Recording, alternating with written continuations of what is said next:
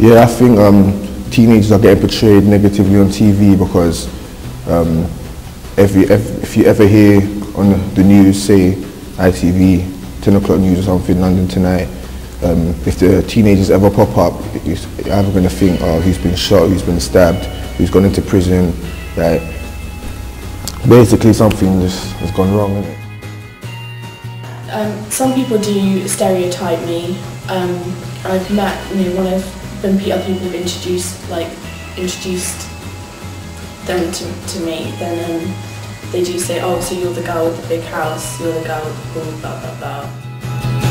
Spend your time in smoky rooms where haggled old women with cheap perfume say it never happens for people like us, nothing ever happened on its own.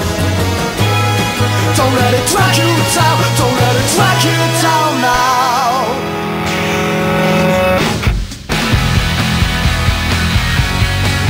In the UK today, there are currently over 5.5 million youths aged between 13 and 19. Many are subject to blame for violence, graffiti damage and causing trouble for the police and public. There are also those who've been brought up in a life of wealth, private education and strict parenting. Many of these are expected to go to a good university and succeed academically. But are these our own opinions or ideas the media have helped us develop? We unintentionally stereotype youths because of what we've been told about them. But have we really seen the whole picture? What happens if we look deeper into the lives of some of these people? Will we find our stereotypical views are proven? Or will we find a new side to the youth of today? At the moment I'm working at a mental hospital as just a filing clerk, I'm making money so I can go travelling. Our journey begins in West London with Maisie, who's 18 years old and lives with her parents and 3 younger sisters.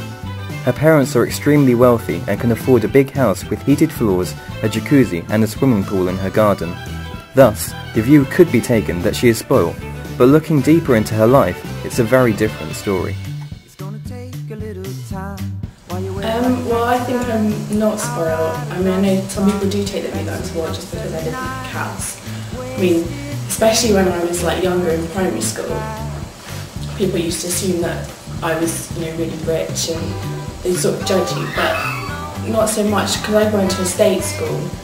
But you grow up with everyone from those people from different backgrounds, so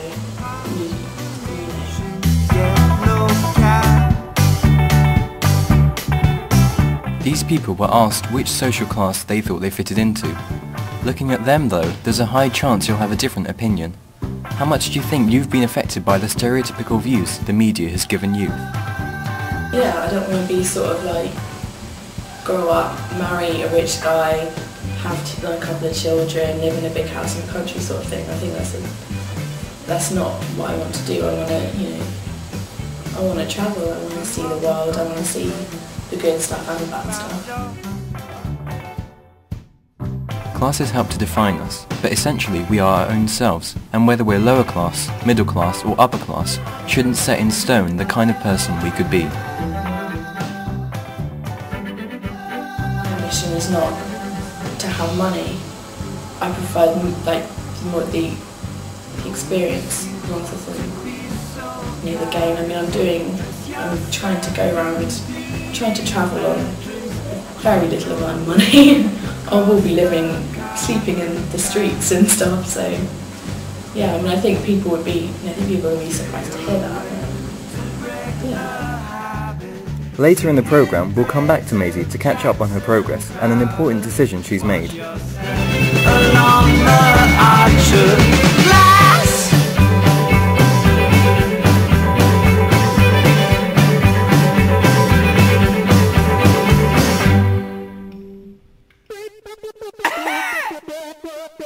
Now though, we're going to travel to the other side of London to meet Claudio, who leads a completely different life. He's grown up on a council estate, and from first impressions, people might think that he isn't the kind of person who's educationally focused, but instead spends his days lounging about. The story is completely different though. I'm currently working at after school club in a primary school. I'm working today, one of my days off, Mondays and Fridays. So I go to college 3 days a week, and then 2 days I'm working.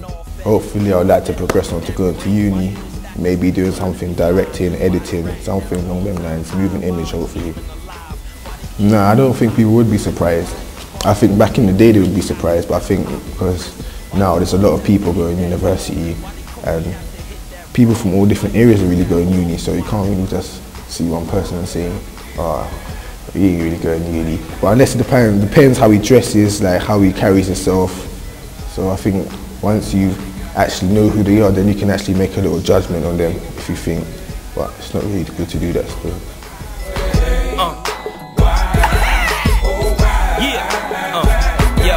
Why do niggas push pounds and powder? Why they Bush knock down the towers? Why you around? I can't blame every teenager for something that every teenager has done. And if that was the case, I think maybe every teenager would be in prison right now. So yeah. Only now it seems some people are realising that the first impressions of someone are being too influenced by stereotypes. Such minuscule things such as financial wealth and where someone grew up can affect someone's image to other people entirely. So is our society becoming that shallow and expectant now? The media is creating this image that the youth of today is doomed, but this is nothing more than the stereotype they've formed, which has got to be broken. We're now going back to Maisie to find out what progress she's made. Yeah, I've made some progress in my gap year plans. I found exactly what I wanted to do in Fiji. I'm going to do this marine conservation project looking at sea turtles and the inhabitants of a small island called Gao, or it's pronounced Now actually, in Fiji, and what the effect they have on the population of the sea turtles. And yeah, I've managed to pay for that today, which is only. And I've also booked all my vaccinations, and there's a long list of them. And I've worked out. I looked at the flights, and I worked out I'm going to go have 6 days in New Zealand, and there I will get my scuba diving certificate, my PADI Advanced Open Water, and so I'll be a qualified scuba diver, so that's a skill that I'll look up. Hopefully, I think it would break the stereotypical view from adults' point of view.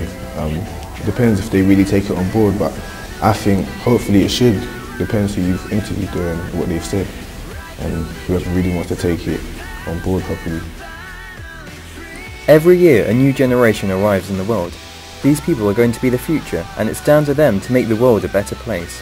But this can't happen until people accept and believe that youth isn't as bad as they think it is. By meeting both Maisie and Claudio, they've shown how they're individual people and don't fit into the stereotypes the media has made. Hopefully now this will grow and the world can finally realise how inspirational and exciting the future holds with our generation and the generations to come.